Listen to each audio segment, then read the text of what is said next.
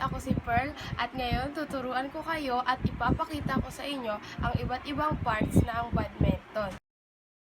Kasi gustong-gusto ko ang larong badminton, that's my sport. Kaya i-share ko kayo ang iba kong kaalaman. Ito na ang badminton.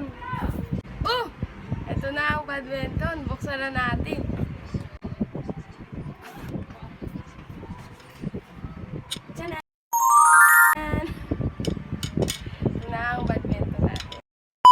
Ang tinatawag nilang head. Kumbaga sa tao, eto, ulo. Ito ang head. Dito, hanggang dito, ang isang bilog. Ang string area. Ito ang gitna ng badminton. Dito, tatama ang shuttlecock para magpunta sa opponent mo. Dito, ganon.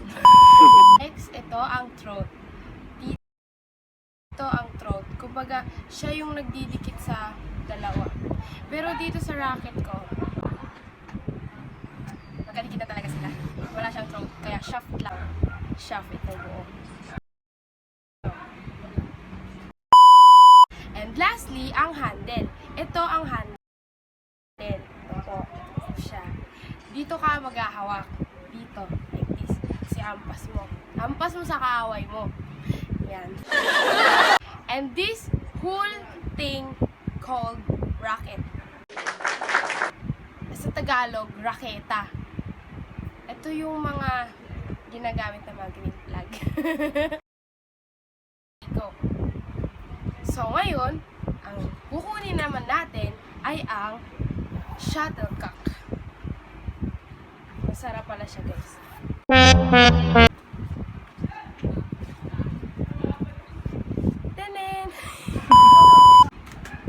Ito ang shuttlecock.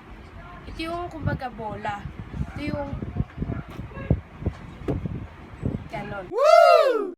Ito ang kanyang parts. This is called a selected high quality duck feather. Galing sa duck. This duck.